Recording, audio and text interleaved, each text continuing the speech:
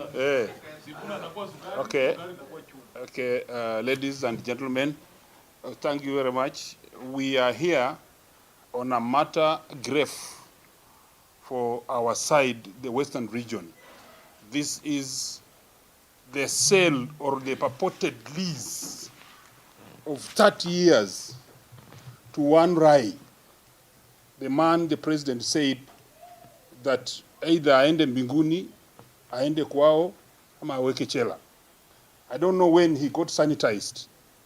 Now we are told he is the one now in charge of the very large, the only parastatal that was actively working in Nzoia Sugar Company.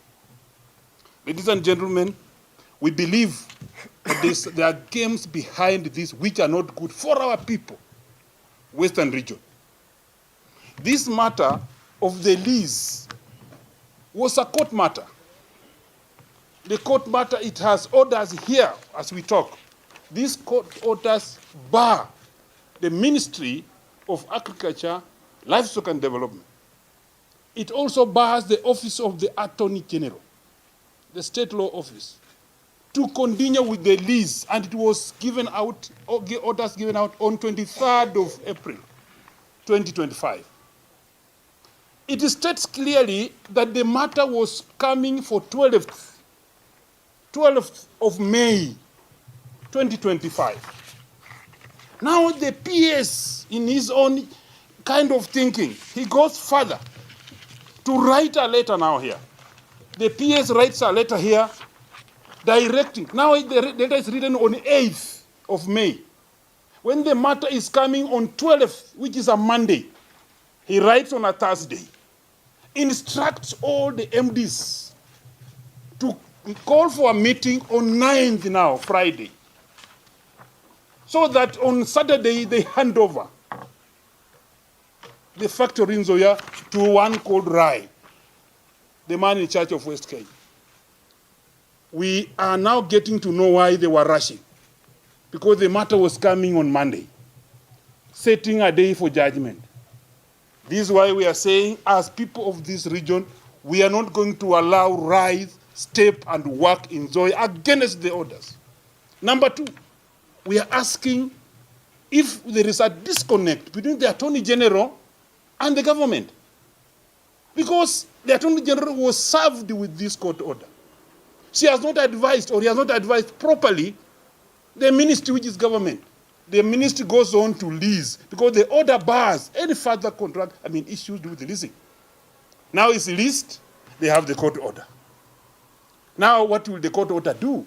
Serve Kenyans. If we can't respect the institutions that we have in this country, I think this country is heading to where we do not know.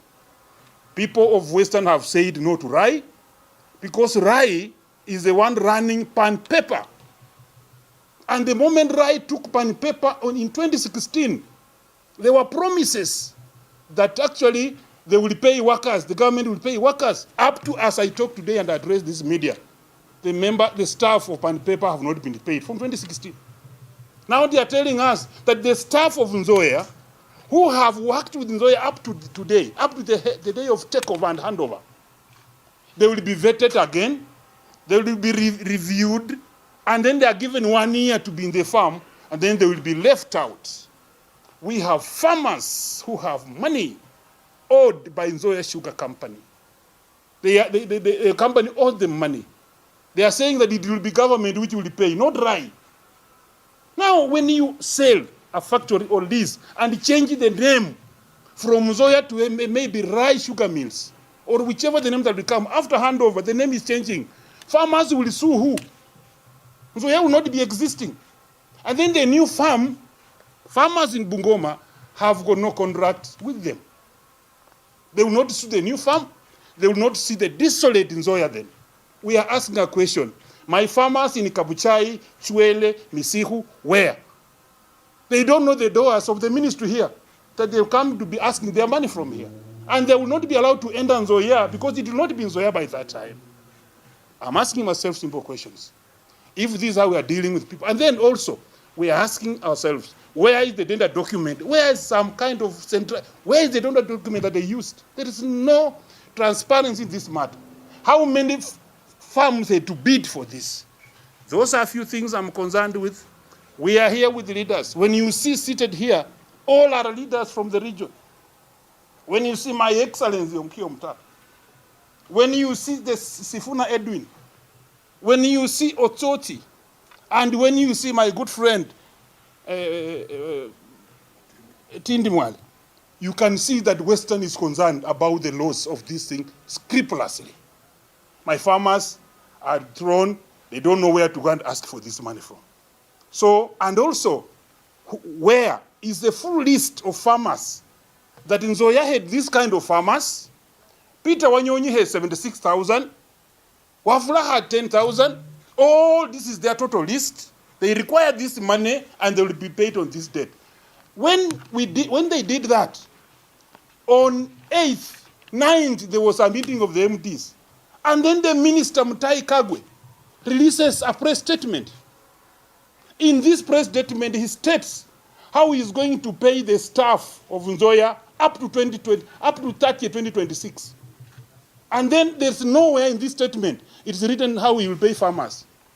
These are the concerns we are coming here. And even the contractors, the suppliers. That's why we are here. And as Majimbo Kalasinga, the member of parliament from the region where we grow cane, I'm saying no to this man. He will not be allowed to step. We are going to organize maandamano, both air and in the ground, to make sure he cannot land. Until they will pay our farmers, until they will pay our workers, and until they will put open the tender, how things went. And if we proceed, this must be challenged even in a court of law to review the entire of this process, not to work. Thank you very much.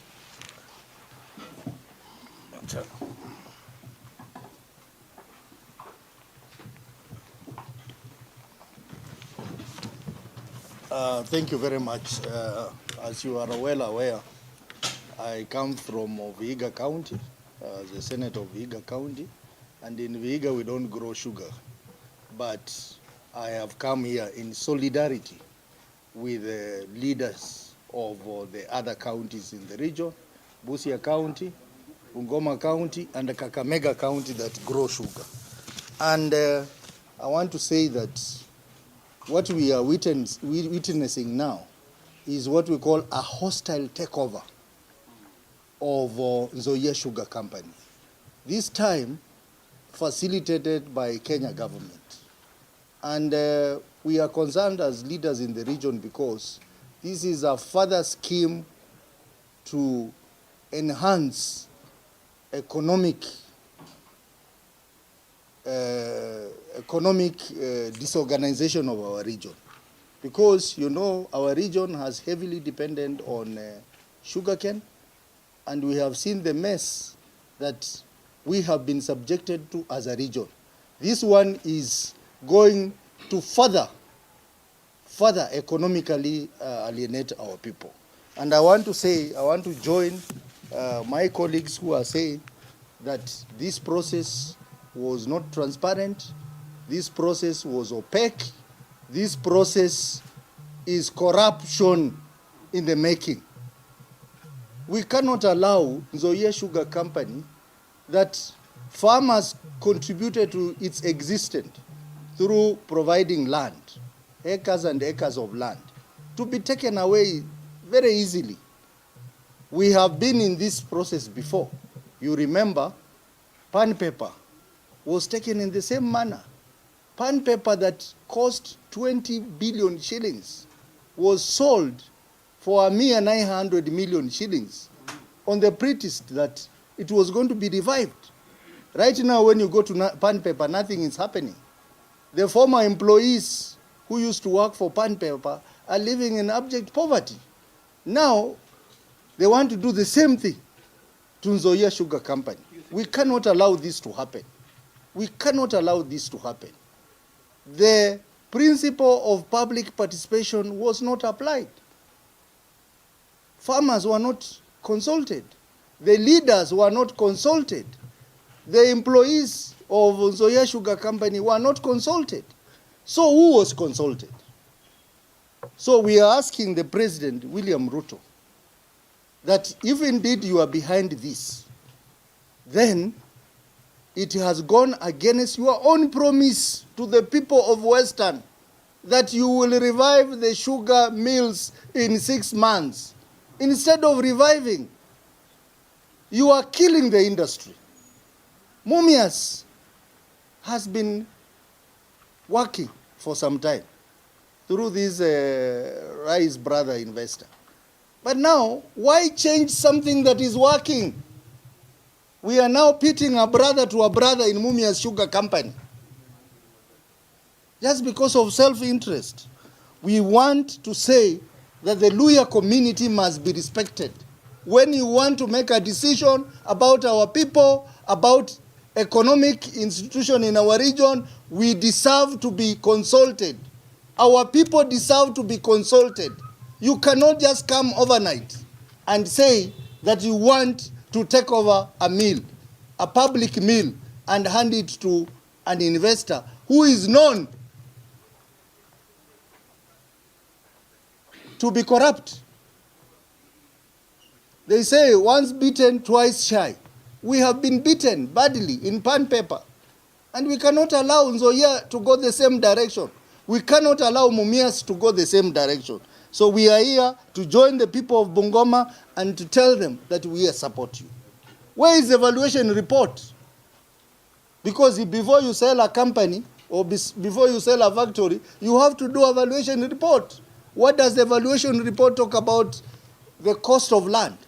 What does the evaluation report talk about? The cost of assets on that land, the building, the factory, and all that. No one knows.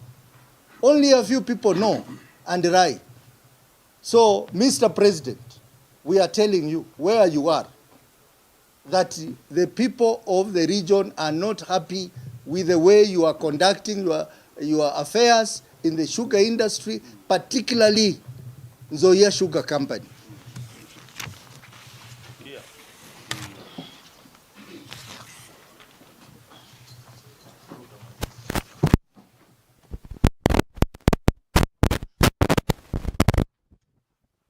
So, members of the press, this matter of leasing sugar companies, the following sugar company, that is Nzoia Sugar Company, to West Kenya Sugar Company, Chemedel Sugar Company, Sugar and Allied Industries Limited, leasing of Sony Sugar Company to Busia Sugar Industry Limited, and leasing of Horon Sugar Company to West Valley Sugar Company Limited is unacceptable. First of all, there's no common sense of leasing one sugar company to another one. What exactly are you doing? Giving one sugar company, instead of getting other players to come in and encourage that competition. When you do this, basically what you are doing is that those who are leasing the sugar companies will talk about the nucleus. I think there is about 24,000 acres. They're simply going to grow cane on that thing. There will be no need to grow cane from the farmers. And the whole reason why the farm land was taken away from farmers, right from Mumias, if you look at the colonial government's master print of sugar development in Kenya of 1952, it's very clear that the sugar industry was supposed to set up a nucleus estate and a mill to propel the generation and growing of sugarcane by the local farmers. So the beneficiary was not supposed to be ultimately the mill, it was supposed to be the farmers. So now when you return, when you take the 24,000 acres of Nzoia and give to West Kenya, any serious businessman will simply plow the 24 acres, grow the cane, and crush them in Kabras. He has no business going to get other farmers. So basically, the whole foundation of this lease is nonsensical. Even if it was well intended, it's nonsensical. It doesn't make economic sense. Number two, there was an international tender which was issued, a copy of which I have on my phone here, and it was supposed to come to end on 21st of March and to be assessed. When you read the statement from the minister, it doesn't mention the tender at all. What happened to this international tender for leasing farms? What happened to it? And the flow with the international tender that was given 21 days, when the law requires that an international tender should take at least 60 days, and on top of that, if it's necessary, it's 90 or up to 150 days. So why was this tender purportedly issued to fool some of us, and then it's not even mentioned anywhere. What were the results of this tender? Number 3, when you look at this statement, the opening statement in the press statement of the minister, it's total lies.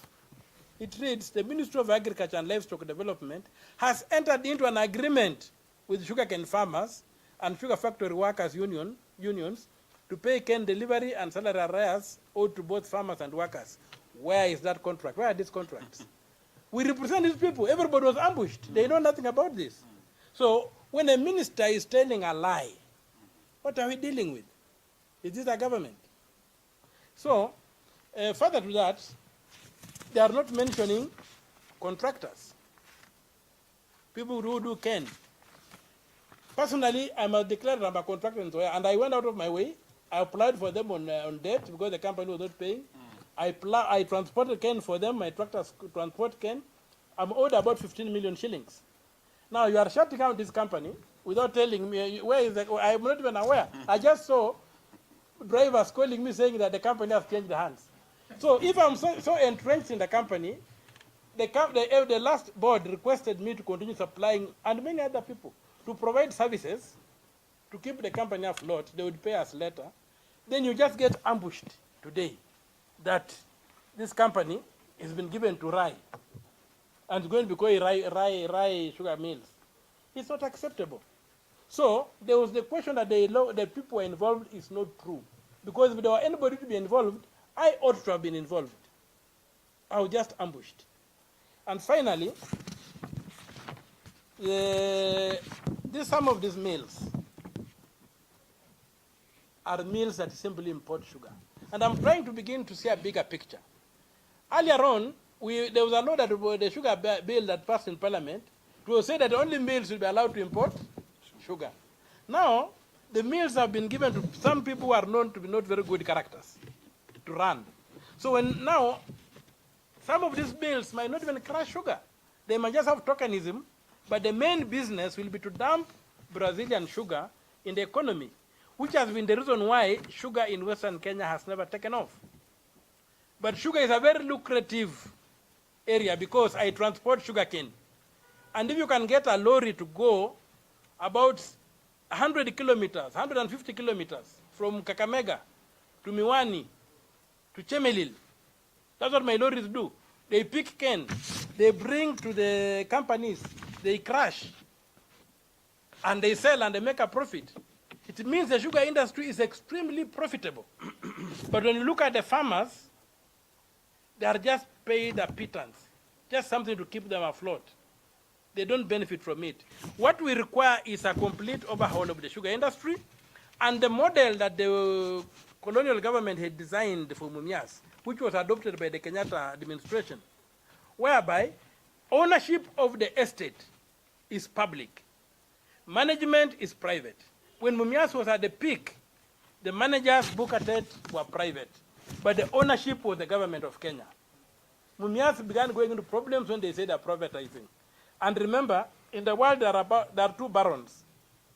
You have drug barons and you have sugar barons. You don't have coffee barons, you don't have tea barons. Sugar and drugs are high-flying commodities, and in this particular place, I have no doubt that the Kenya Kwanza administration under President William Ruto are sugar barons. Thank you, and we are going to stop them.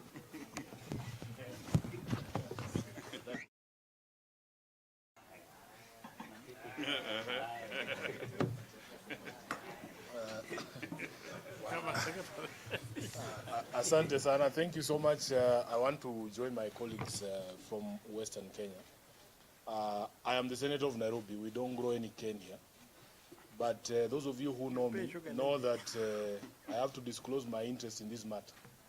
First of all, my umbilical cord is buried in a sugarcane farm in a village called Kitinda in West Sangalo Ward, Kandui constituency of Bungoma County. We are sugarcane farmers. My second interest is that I also farm sugarcane in Bungoma. I am a farmer registered with Nzoia Sugar, and I grow that sugarcane on a farm that was left to me by my grandfather. I didn't grab anybody's land. So I have an interest in the matters and affairs of Nzoia Sugar and Western Kenya as a whole. I want to join my colleagues here in saying that, first of all, as the people of Bungoma made it clear to me when I was there about 2 weeks ago, they told me that they are going to hold President William Ruto to his promise during the campaign that in fact he was not going to sell Nzoia, that he was going to upgrade the machinery, which has always been the biggest problem with Nzoia Sugar. There's a very serious case of inefficiency in the equipment that is there. Would you believe it, Senator Mtata, that equipment was there before Sifuna was born? It is obsolete and it is very inefficient. The promise he made to the people of Kenya or the people of Bungoma was that we were going to get new machinery. Number two, let us be clear that the land on which Nzoia sits is owned by the people of Bungoma. It is community land that is vested in the county government of Bungoma. Therefore, if you want to have any conversation about that land, you must talk to the people of Bungoma through their representatives. And on this particular issue, because we have been here before, honorable members, we want the people of Western Kenya to draw a list of all their children in leadership. All of us who come from there. The MCA for Bukembe East, the Member of Parliament for Kandui, the Senator of Bungoma, the 9 members of Parliament from Bungoma, and the over 30 members of Parliament from Western Kenya. Each one of us will have to account to the people of Western Kenya if this machine is sold. Because as you've been told, we sold pan paper, and we were told that it was being revived. They went there and banned some, what are they called? Misogoro. I don't know what is it. The maize cobs, after you've removed the maize. And smoke billowed there for a week, and then they said they have revived pan paper. But they were after the assets of pan paper. The forest concession. Yeah. It is difficult for me to accept that in the entire world, there are only 2 or 3 families that can run sugar mills in Kenya. If you put out an international tender, and only 2 families from Kenya are the ones that are responding to that tender, there's a problem. The people who run sugar mills in Brazil, have they heard that Nzoia was looking for a strategic investor? How is it possible that we do an international tender and the respondents are not international people? They are just Kenyans here, running around from Webuye. That tells you that there's a problem. So I want the community to understand. And by the way, personally, as Sifuna, I do not think it is conscionable for anybody above the age of 40 to sign away public assets that are lasting more than 30 years. You will not be there to explain to the people 30 years later, if this machine doesn't revert to us, you will not be there to explain. These people who call themselves senior leaders in the region, they will not be there 30 years from now to explain to the people what happened. Questions will be sent to us, Kina Sifuna here, to explain to that generation what happened to these things. So anyone above the age of 40, what we call intergenerational equity does not allow you to sign off an airport for 30 years or Nzoia Sugar for 30 years. And I want to stand firm with the people of Western Kenya because I have disclosed my interest here. We will not allow this to happen. This, as the governor of Kisumu said, this is daylight robbery. There is no other way of putting it. This is daylight robbery. And the issues that have been raised here, number one, there needs to be a transparent process. If you go to Bungoma, the people of Bungoma want Nzoia to be fully functional. They want the machines to work. They want the company to work. They want to make money. This is the only economic activity we do in Bungoma. So it is not possible for you to come and take away the only economic activity. You know, in the entire Western Kenya, we don't export anything. At least these other regions, they have things they export. They export tea, they export macadamia, they export coffee. But in Bungoma, we only know sugarcane. So our expectation was that even this process, when it was being undertaken, it will be done in a transparent manner. That you will involve all the stakeholders, including the farmers, including the suppliers like Senator Mtata and the others. And number three, we are very suspicious that in fact these companies are after the land of Nzoia. It's a land grab. So all we are saying is that if, for as long as the process is not above board, we as leaders in the National Assembly and in the Senate, we will not accept it. And we are telling Rai, there are 1,000 ways to make people uncomfortable. You can sign away things at night, there where you think the farmers will not be there. But I can assure you, if he knows the history of the Chetambe War, and he should also ask Moi what happened to his motorcade when he tried to access us without our permission. All these things are historical, they are there. We have ways and means, even in the spiritual realm. So nobody should joke around with this issue. This is a serious issue. We want these guys to be serious, to go through a transparent process, carry people along, carry the farmers along, carry the suppliers, every stakeholders, even the people who work in this company, to be carried along. Other than that, this is not a process that we can support. I thank you, and I want to stop there. If there are any questions, they should be directed to the gentleman from Bungoma. Thank you. But you are one from Bungoma. You are our senior.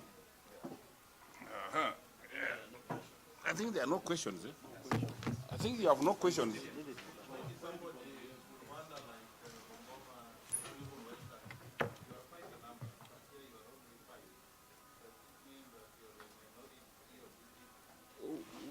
When you look at these leaders, look at this, even as Jesus, he had very few disciples. Who stood with him?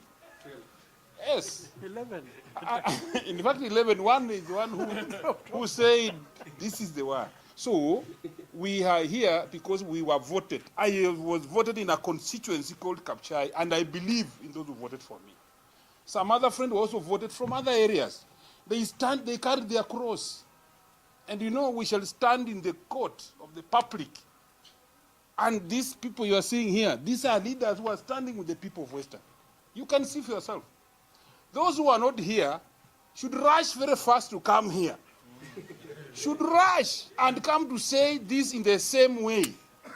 Or if they are part of the baron, sugar barons, as the Excellency said, you see, you are either with us or you are not with us. Or you are with the barons.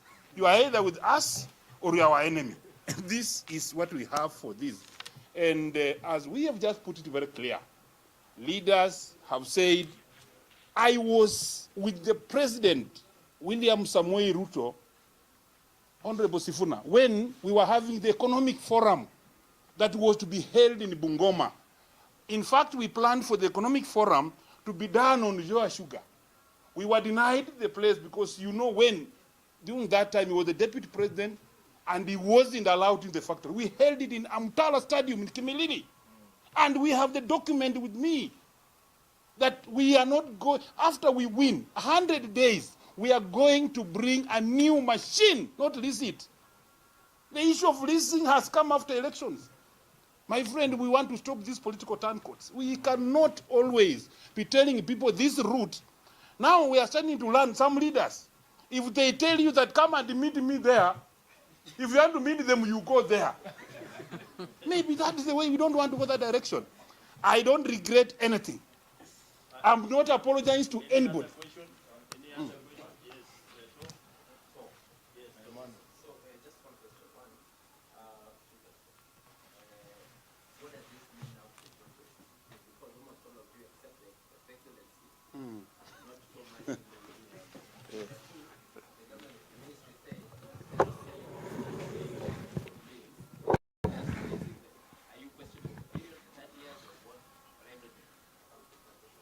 Well, let me help him to answer that.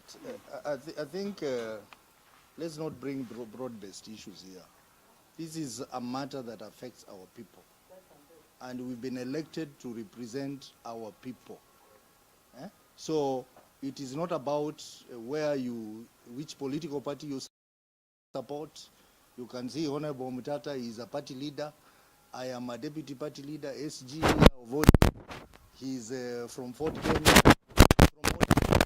So it is not about where you are positioned politically. It's about the people and the interest of our region. That is the most important thing that has brought us here.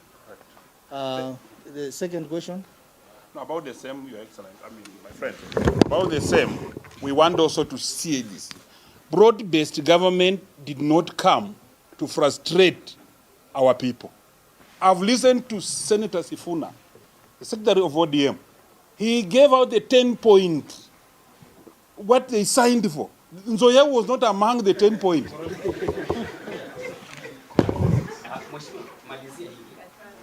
Rais Ruto alisema wakati huo akiwa upande wa Western kwamba kuna bwana moja ambaye anajulikana Rai. Wakati huo kwenye mabana alikuwa na uchafu fulani ndani yake. Sasa hivi ni mtu safi, ni kama pamba. Sasa hivi amepatiwa kuendesha kampuni. Pesa ni sabuni ya roho. Wimbo iliimbwa si Majimbo Kalasinga. Nafikiri pesa iliosha.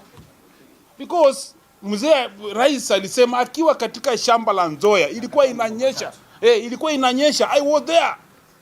Saa 11 jioni. It was raining. He said mambo ni mata. Alikuwa anamaanisha Rai.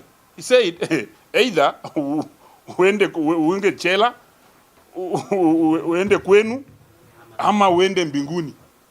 So amekuja sasa kuchukua Nzoia yenye walikuwa tunaongea akiwa hapo.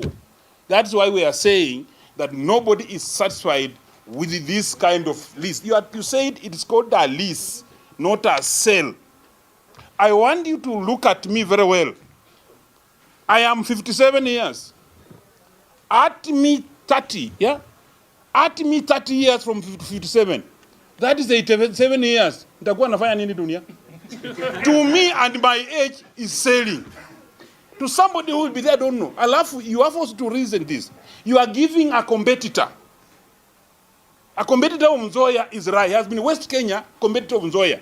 You are taking now Nzoia to give the competitor a child to care for you and give him 30 years. Supposing he dismantles the factory, takes to West Kenya, it corrupts in 5 years, it goes down because in 30 it will remain bush for 25 years. And then after 30 years, we don't know how it will come back.